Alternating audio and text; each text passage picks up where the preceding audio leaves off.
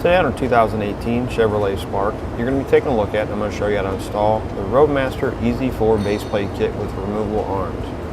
Part number RM-523-185-4. This is what our base plate looks like when it's installed. This is going to allow you to safely flat tow your vehicle behind your RV when you're traveling. It's going to have a black powder coat finish to resist any rust or corrosion. It's going to be one of 5 main components in a flat tow setup. The other 4 are going to be your tow bar, your wiring, your braking system, and your safety cables. This is what our base plate looks like with the removable arms on it. In order to remove them, you're simply going to pull the ring, twist, and slide out. The ring is going to be spring loaded, so when you want to install them, simply push it in until the ring depresses or the pin depresses, and then twist until it locks into place. The 2 pegs here, these are going to be for wiring accessory. For instance, like a 6-bolt plug on a diode kit.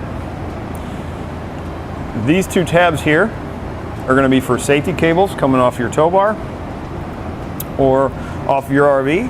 Then you're going to have a bracket right back there that's mounted on the base plate. That's going to be for the breakaway switch, which is going to come on your braking system.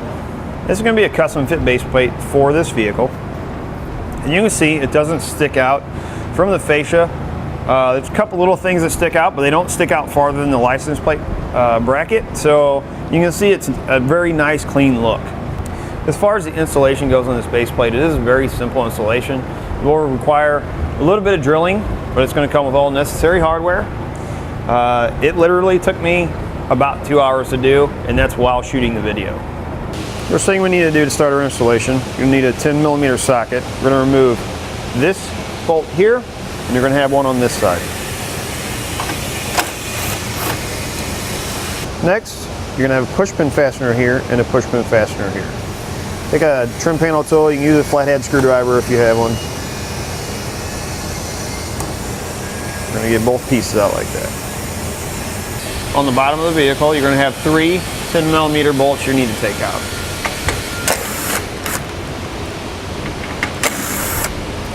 Next, on the inside of each wheel well, you're going to have 2 push pin fasteners, just like the ones we took off underneath the hood. You're going to have one here, and you're going to have one a little bit lower. We're going to use the same process, trim panel tool. You're going to pop out the center. You're going to make sure you get that base out too. If these come apart, no big deal. You can always push this back in.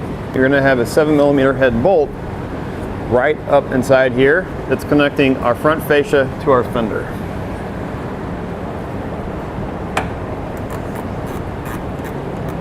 You're going to repeat that on the other side of the vehicle. Next, we're going to have 2 7mm bolts on the bottom of our vehicle that's attaching the front fascia to the fender liner. So we're going to have one right here, and we're going to have one right here.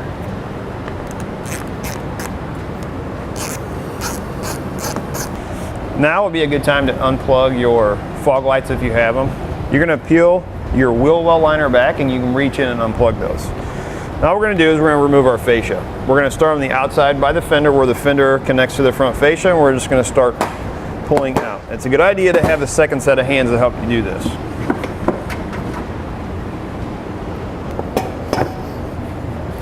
And then we'll set this aside to be reinstalled later. And right underneath your bumper beam, where your air dam attaches to it, there's a push pin fastener. You're going to have one of these on each side of the vehicle. We're going to go ahead and remove this.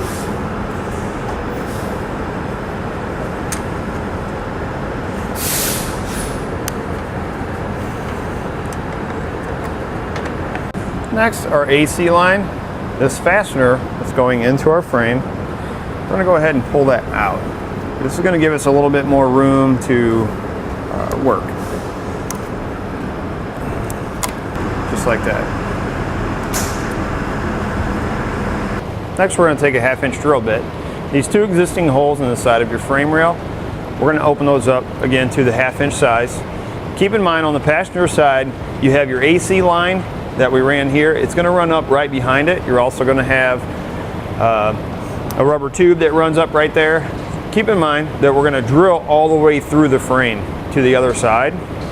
So just keep it a conscious mind that when you're drilling through, you don't hit those lines.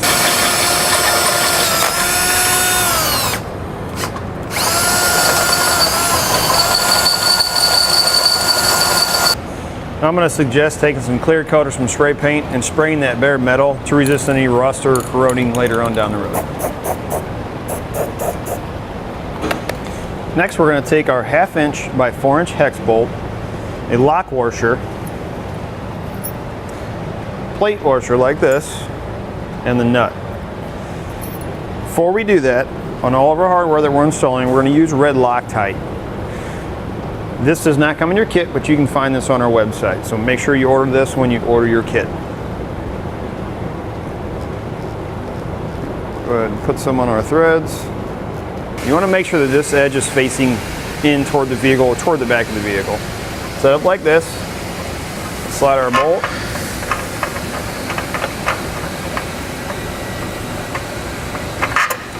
Through. Go ahead and get both of them in here. On the inside, we're going to put this washer and then our nut.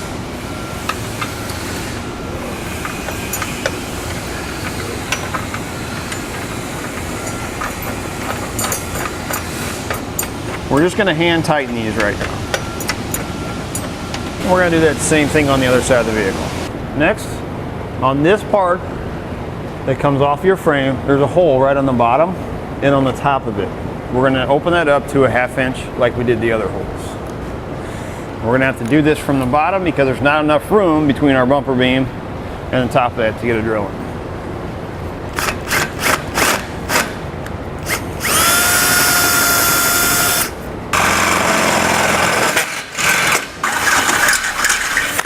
I'm going to repeat that on the other side. And again, spray some clear coat of some paint on that bare metal. Next, we're going to cut this top half of our air dam off. So, right here, cut that off. And on the other side, I'm going to go right about this line here. I'm just going to use some shears. This is just plastic, so it'll cut through it pretty easy.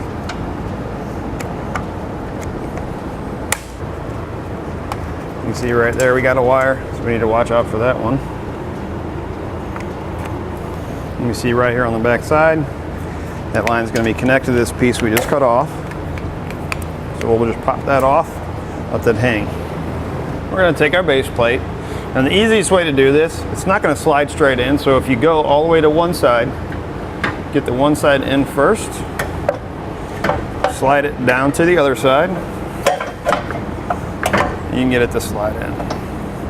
It looks like my base plate is hitting this corner right here, so I'm going to go ahead and trim that off. Next, we're going to take our 1/2 inch by 3 inch hex bolt, another one of our plate washers. Again, make sure you're using Loctite. And we're going to come up through the bottom, feed it up through the hole like that, and then on top, put a lock washer and then a nut.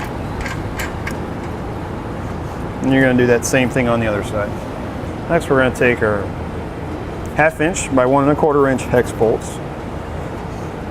We're going to go, this time we're going to come from the inside out with it and line up our holes, lock washer, and a nut. Same thing with our top one. Next, we're going to tighten and torque all of our hardware to the specifications and the instructions. I'm going to be using a 19mm socket and wrench.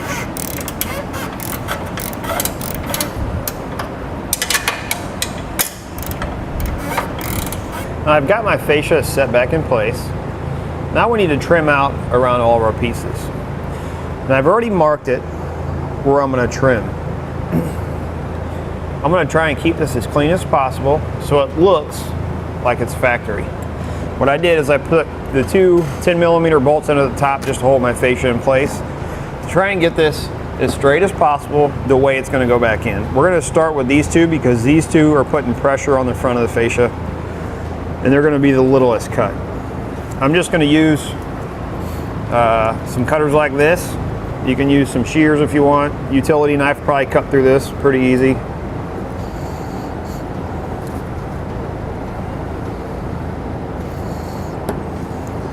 Now we're going to cut it around here. You can see I've made marks But I always want to double check to make sure my marks are right, so we don't cut too much. You can see we've got it cut out. Now we'll do the other side. We can clean up some of this. Again, a utility knife will work to cut this. It's not real thick. Once you have your fascia trimmed around your base plate, it's a good idea, while you have it loose and off, to go ahead and add any additional wiring, like brakes and system wiring or your diode kit wiring, so you can take your grill back off or your fascia back off while it's loose. Once you have all that installed, you're ready to put your fascia back on. You're just going to put it back on in reverse order from the way you took it off. That'll do it for a look at and installation on the Roadmaster EZ4 base plate kit with removable arms, part number RM-523185-4 on our 2018 Chevrolet Spark.